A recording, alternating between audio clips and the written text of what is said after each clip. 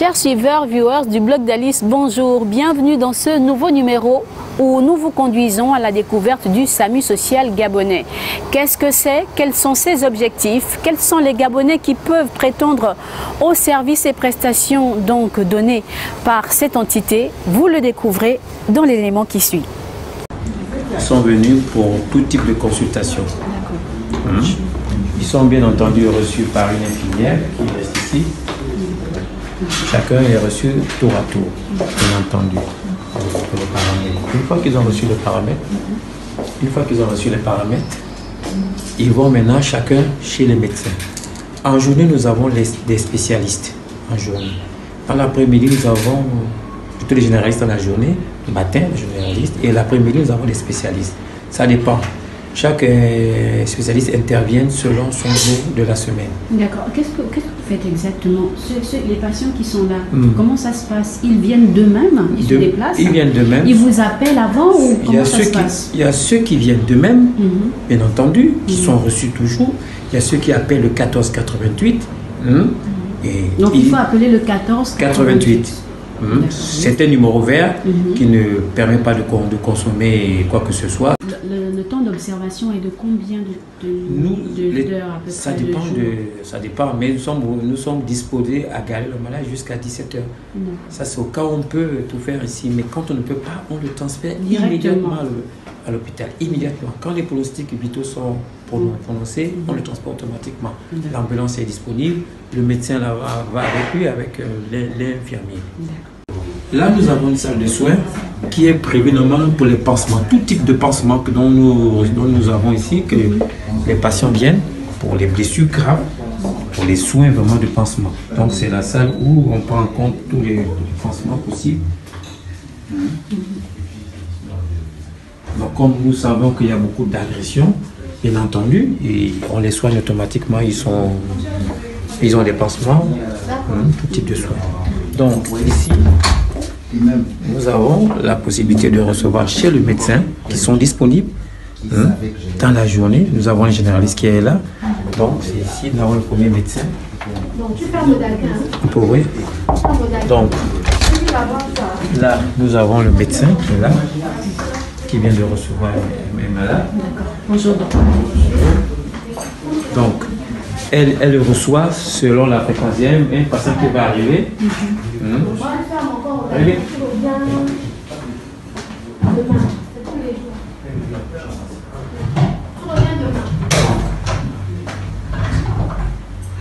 Donc, elle, c'est un généraliste, un docteur généraliste qui reçoit les patients dans la matinée.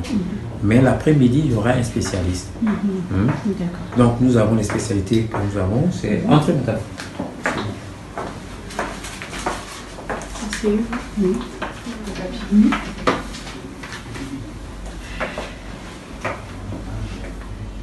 Et elle regarde ce qu'elle a lieu de faire. Et une fois qu'elle consulte le patient, s'il y a des médicaments qui sont normalement donnés aux patients, on les donne gratuitement. Parce que nous avons quand même une pharmacie que nous pouvons donner les médicaments gratuitement aux patients, selon la prescription médicale. Donc, on donne ces médicaments sur la prescription médicale. Si nous n'avons pas bien entendu, on est obligé de donner une ordonnance. Bon, comme il y a certains patients, bien entendu, qui sont pris en compte, il y a ceux qui sont pris en compte par la PNGS, il y a le secteur privé, le secteur public, et il y a aussi les gens économiquement faibles. Ça dépend selon les cas, on leur prescrit. Bon, maintenant, ceux qui n'en ont pas, on est obligé de prescrire une ordonnance. Et là, ils auront les médicaments eux-mêmes à ramasser. Mais ce que nous faisons, c'est de donner automatiquement les médicaments gratuitement dès que nous en avons. Nous nous rendons donc au centre psychologique, c'est ça? Oui, c'est ça. D'accord. Mais il y a aussi une partie médicalisée aussi. D'accord. Donc tout ça, nous sommes toujours dans le centre SAMU social, au siège même. Au siège même. D'accord. Nous sommes toujours au siège. Donc ici, nous avons ce qu'on appelle le grand centre ophtalmique ici. Cette salle-là est réservée pour l'ophtalmologie. Donc nous avons une table ophtalmique où tout ce qu'on peut avoir comme appareil pour déterminer la maladie des yeux du patient. Donc le patient il est assis, Il a ainsi entendu. Il est ausculté. Donc c'est cette table qui permet de tout déterminer la maladie du patient des yeux. D'accord. Maintenant, ça, c'est beaucoup plus pour la maternité. Ça, c'est pour la gynécologie. Ça, c'est pour la gynécologie. Donc, pour savoir un peu l'échographie, tout ça là. Mais nous avons ça qui est ici. Ça veut dire que vous recevez des femmes enceintes? Oui, on reçoit, puisqu'il y a la gynécologie. Donc nous recevons, puisque l'après-midi, la gynécologue est là pour les femmes.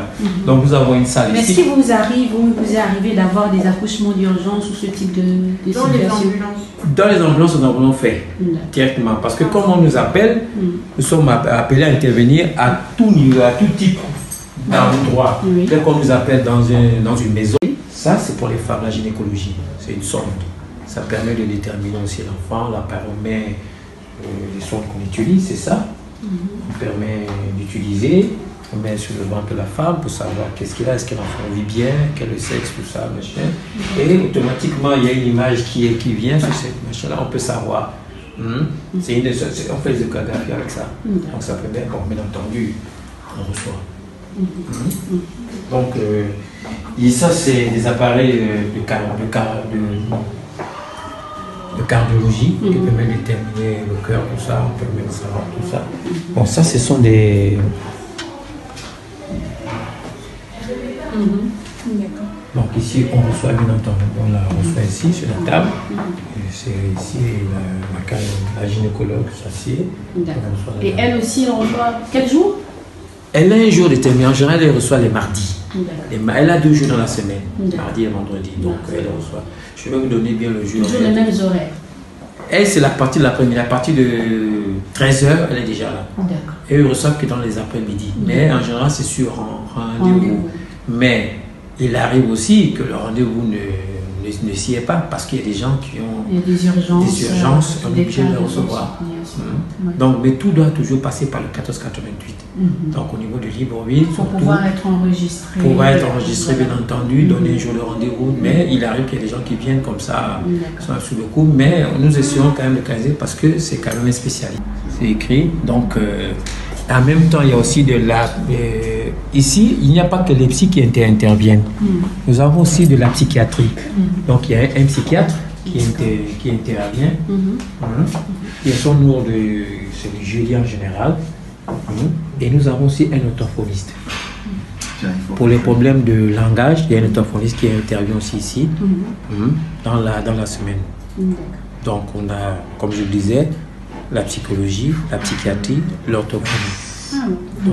Donc pour des troubles de langage, donc, qui sont dyslexiques, tout ça. Donc, ils sont là pour les enfants, même pour les adultes. Les jours de la semaine. Les jours de la semaine. Pour l'orthophonie. Oui, aussi.